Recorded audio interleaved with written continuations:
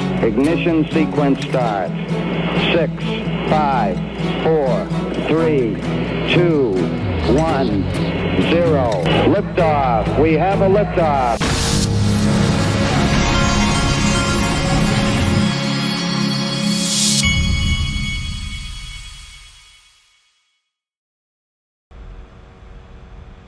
Hey everybody, this is the Digital Asset Investor, and let's start here. This is Jeremy Allaire from Circle. Circle that was on my sponsors. I didn't check this morning, but I think it's on the platform. They may have stopped selling it until the IPO. I can't remember. Anyway, you can go and check. But link to my sponsor. They're doing an IPO bundle today where they give better pricing if you buy three companies together. I think it's events.com and Cerebras, and I think Ripple was in the bundle. And so, but what a lot of people aren't thinking about is the IPO market that's coming. Listen to what's said right here. If you didn't like the net interest margin question, Jeremy, you definitely will not like my next one, which is as a founder in crypto, I think there's a lot of folk. Oh, by the way, there is a tree on my neighbor's house that is right now being taken down in real time. So if you hear what sounds like a chainsaw, that is because there's a chainsaw that's cutting this tree. I'm looking at it. It is literally on top. There's a guy standing on the roof. It looks very dangerous. They're pulling this huge tree off of the roof right now. I'm watching it. They're about to lay it down across the yard so they can cut it up. Wow. Who, are basically waiting for the IPO markets to open up. And I'm sure you can't share too much, but I will say it's all eyes right now on Circle and Kraken. And I really don't know where. We had Dave Ripley from Kraken on the pod, and he was saying, I think, what he can say about this. But can you just tell us, again, I'm sure you're not allowed to talk too much about it, but what are your thoughts on going public and IPO and things like that? Yeah. So I can't obviously comment on any specific regulatory process that we have going on. But what I can say is this. We are very focused on becoming a global US-listed, publicly traded company. We're committed to that, and we think it's really, really important to the growth of Circle. And what I would say is we have built our brand and we have built our products very much around trust and transparency and accountability. And that's a big part of how people think about us. And as we think about this next chapter in our growth, as we go from the early adopter phase of this technology to the mainstream adoption phase of this technology, we believe that being a publicly traded company in the US will increase the trust, increase the transparency, will be holding us to the highest governance standards, ethical standards, and forms of public accountability that can exist for any corporation in the world. And that's valuable for us. And it's valuable to the stakeholders. If you're a counterparty facing USDC, you're a counterparty facing Circle, and wherever you are in the world, having that amount of transparency and accountability is going to be really important. So we just think it's just part of continuing what we've done as a private company and tried to be exemplary as a private company, and just doing that in an even bigger and more important way. So it is definitely a focus for us, and we fully intend to become a US listed company. Okay, so that is from Jeremy Allaire, CEO of Circle. Look at this. I think everybody's figuring out there is no crypto reset. You might think now the Harris campaign is trying to win votes. I think this goes to show that the Harris campaign really isn't controlling what Gary Gensler's doing, because I don't think this is helpful for her at all in this space. Well, you can be assured Gary Gensler, the people in power could rein him in a second, but they don't.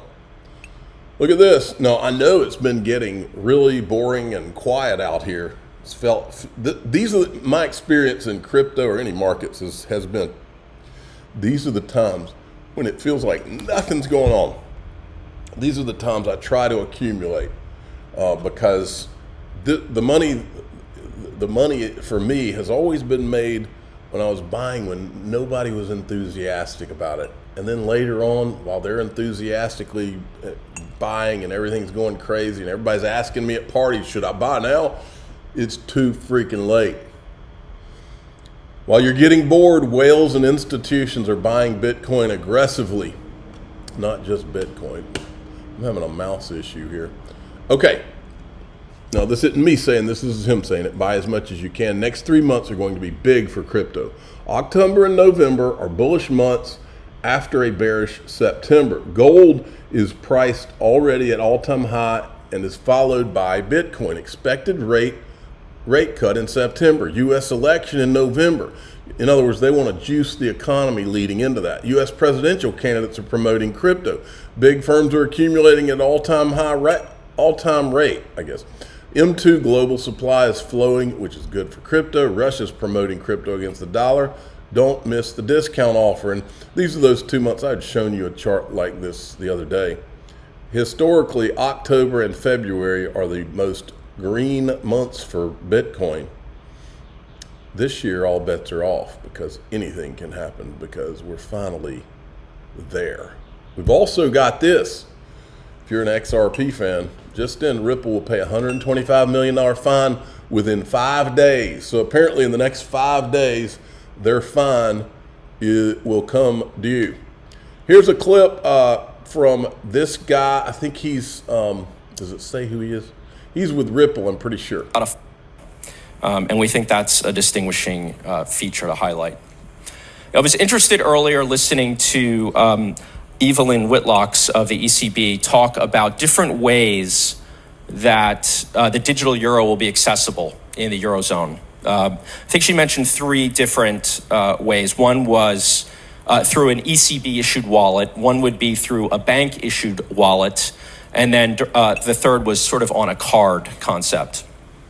And when I heard that, I internalized the complexity of that ecosystem and what will be required. And that's what we think about at Ripple. We think about CBDC as a full ecosystem that encompasses different instruments, different actors, and ultimately different use cases. So when we think about different instruments, yes, we're talking about central bank digital currency. We're also talking about private money. We're talking about stablecoin, tokenized deposit. We might be talking about native cryptocurrencies. All of these things we anticipate coexisting in some fashion in a mature marketplace, subject to regulatory frameworks that allow for them to interoperate along different corridors. But we're building for that. We're building for that future. Different actors. We have direct participants that will hold accounts at the central bank. We have indirect banks that might access CBDC through those other commercial banks with central banking accounts. We anticipate non-bank financial institutions having access to CBDC in some capacity. Developers building applications on top of CBDC platforms subject to the controls of a central bank. And then ultimately merchants and end users, people transacting at the counter, having wallets and being able to spend CBDC and receive CBDC. That's a mature ecosystem, and that is there's a lot of actors in that ecosystem, and we think that is the direction of travel that we're on. The primary use cases that we see and envision that are really foundational to making that work, I think of 3 of them. One is domestic retail payments as a replacement for cash. Another one is cross-border payments, which we have a lengthy history in. And then finally, interbank wholesale settlement. Obviously, there are a ton of use cases, many of which we wouldn't even contemplate today, but we're building with that foundation, and we think those 3 use cases are going to be, at least in the early beginnings of adoption, very important. Okay, then we've got this. Turkey says we would like to become a member of BRICS. And Kim.com, who is a very smart guy, he had a couple of interesting tweets. I'm in the middle of my 18-year-old just walked in. Do you have anything to say? No, I do not. I don't think he's ever spoken. He may have spoken to y'all when he was like 8 or something like that. Okay, but anyway, Kim.com, the debt of most nations is denominated in USD. It makes sense to join the BRICS de-dollarization effort. Imagine You could exit your debt for pennies on the dollar. All you need is some gold. The kind of global reset the West wasn't aiming for. And then he has another tweet. When the BRICS gold, are you out of here? Yeah. All right. When the BRICS gold-backed stablecoin comes out, trade in the USD will drop hard. Central banks will exit USD, and the U.S. money printing Ponzi scheme will burn. 14% of global GDP will shift from the U.S. to other nations by 2030. The most rapid economic collapse of any empire in history.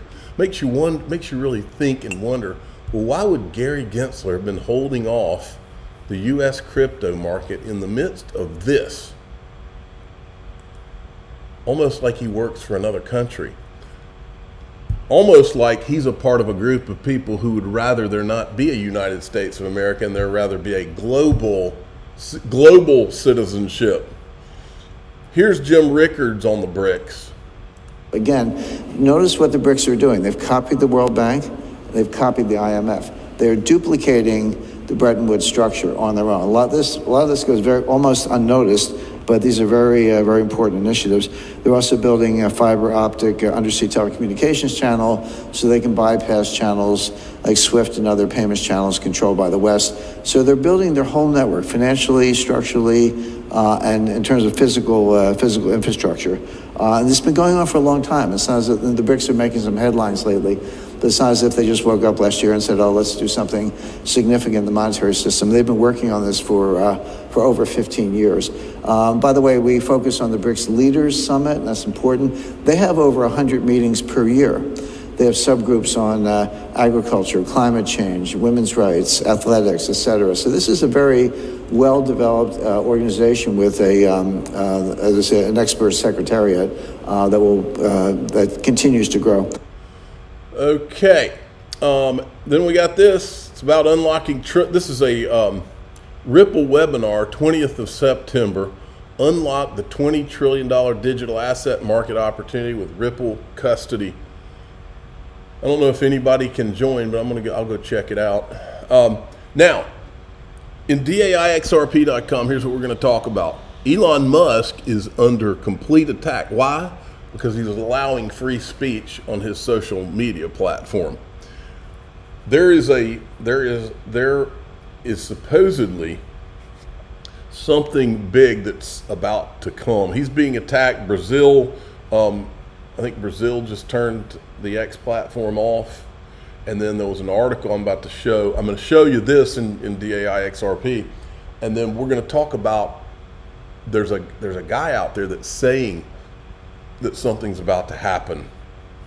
Like all the bad guys, there's information about to come out on them. I'm going to show you what that is as we go forward into DAIXRP. I'm the digital asset investor. I'm not an investment advisor. This is for entertainment purposes only. Please subscribe, hit the like button, tell your friends and family. Here we go.